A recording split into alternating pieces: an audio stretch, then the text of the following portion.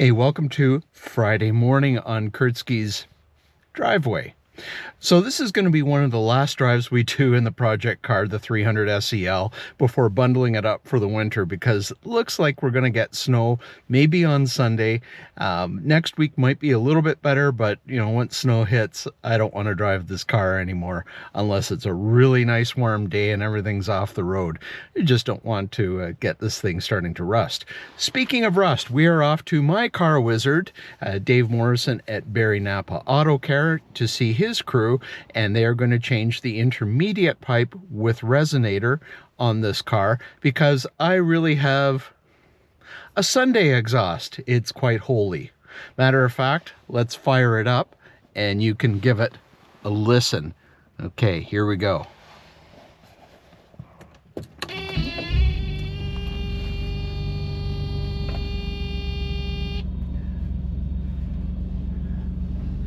So at idle, that may not sound too bad. It might be coming up as a little bit more of a bass-rich noise. But I tell you, when you're driving and you get a certain RPM and there's a certain resonance, it's loud, it just drones. And we've got holes where the pipes hit the resonator, probably about that big.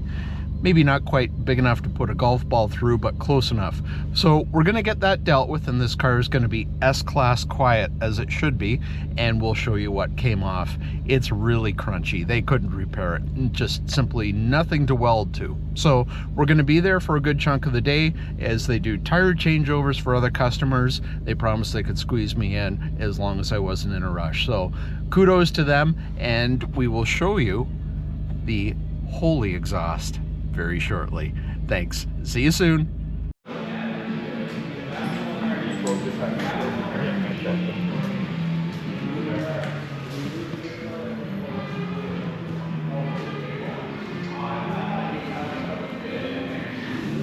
Well, there's my Sunday exhaust, the holy thing. Hey, look at this. It's in too, the new one.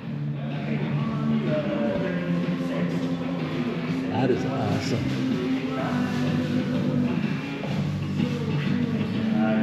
Back to S-Class quiet. Okay, so I'm back in the car. They got the new exhaust system in. You saw the Sunday exhaust, the holy exhaust. Sorry for the dad joke, I can't resist. Well, we're gonna fire it up. We're gonna see what it sounds like, and I bet it's gonna be S-Class quiet. Here we go, I am so excited.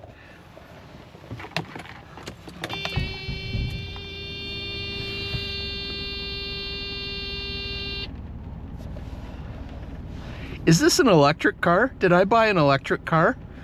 Holy smokes, this thing is quiet.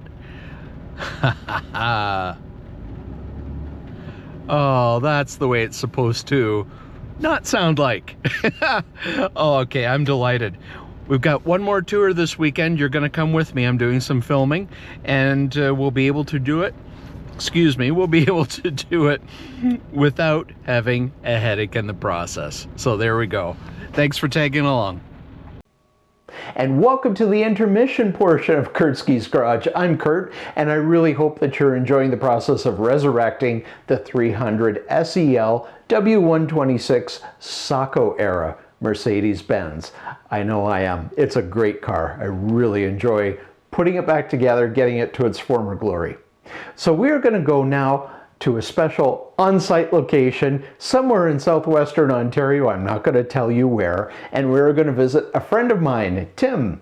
And Tim has been blessed to have an amazing career over the years and has had some really cool toys. And we're going to take a look at his current fleet, which includes 2 Porsches and a BMW motorcycle. So we have a Porsche Boxster GTS and a Porsche Macan GTS.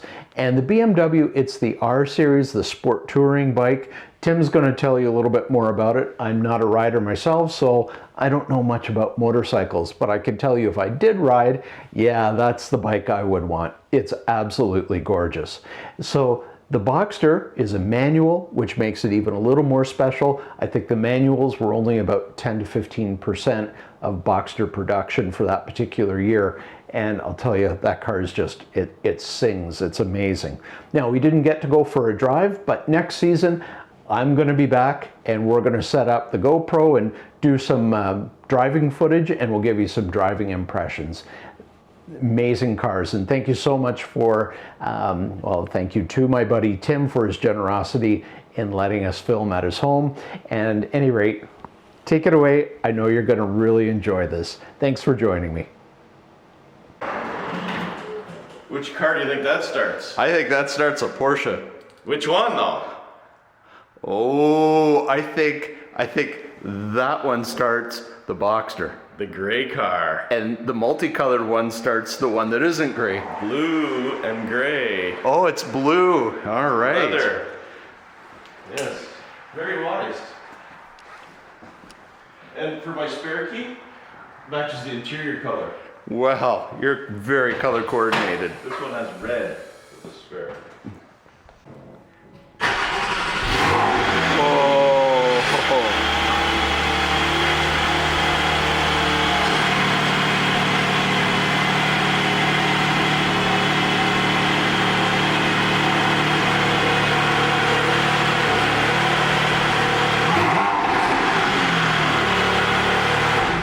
Indeed it is. Color, a palette.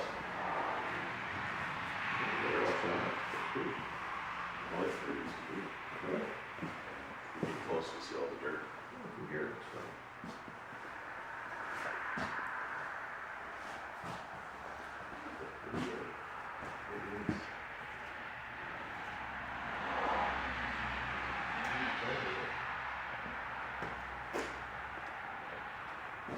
The heated garage is in the current, I don't think I've been in my garage as long as this one. The heat's on, isn't it?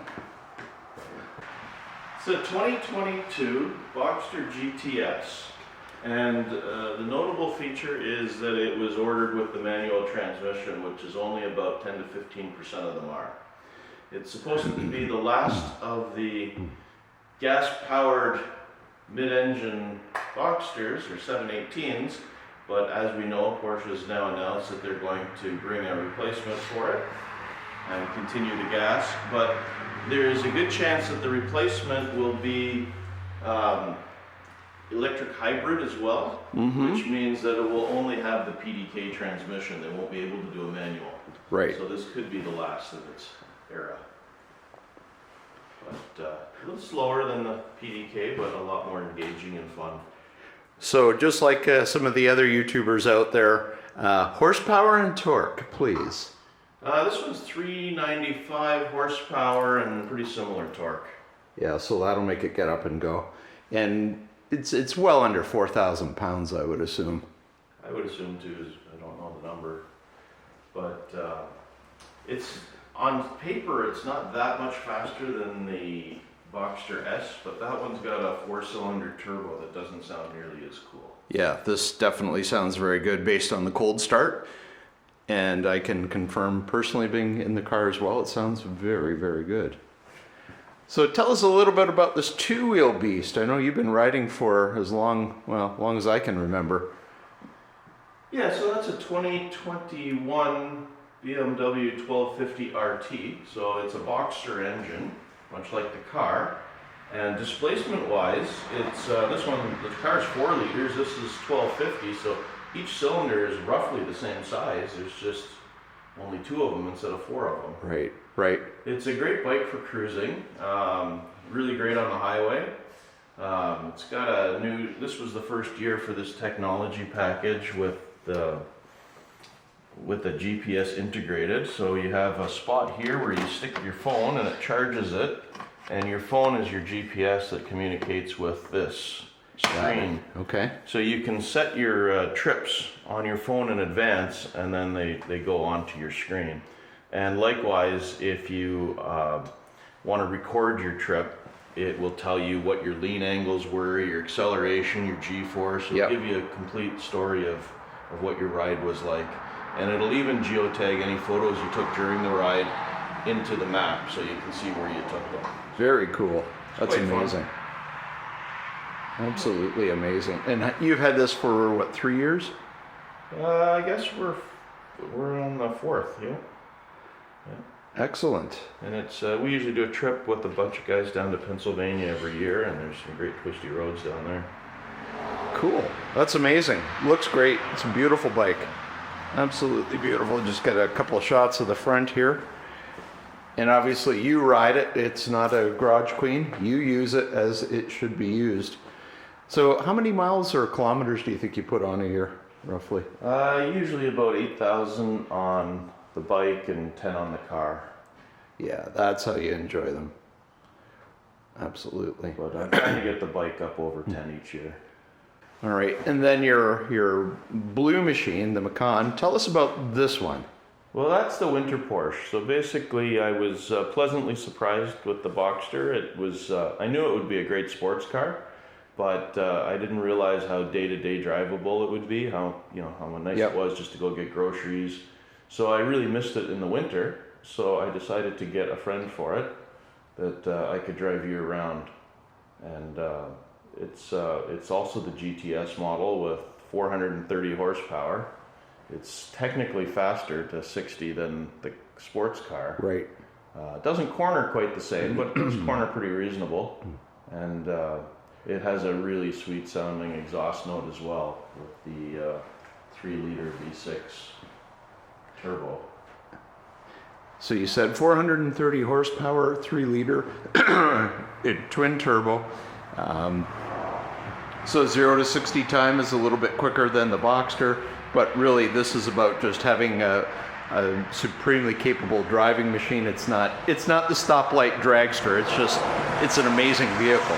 Like, it comes alive on the back roads, is where it's really fun, passing a whole pile of cars and hearing it shift, seeing it shift instantly. And yeah, definitely. Well, it's a great looking vehicle. Very, very capable. Great color combination. It's elegant. Well, you got a good collection here. Personally, I think your Boxster is going to hold its value supremely well because it is a manual. And they're just the 4-liter V6 or flat 6 is they didn't make all that many of them. Right. You could get it in the Spider version, which had just a little bit more horsepower, but I'm not even sure if they tuned it any differently. It has a higher red line. Mm-hmm. It has about 15 more horsepower, and the red line's about 300 higher.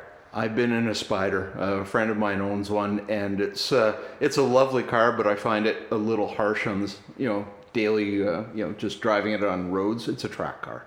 And the top is a pain. You have to get out of the car to work the top and button it up. So I chose this one for convenience. Yeah.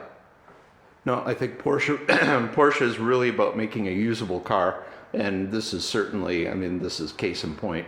You don't sacrifice anything with it. No, it's surprisingly easy to drive day to day. All right. Well, very good. We're going to wrap it up with that. And thank you very much.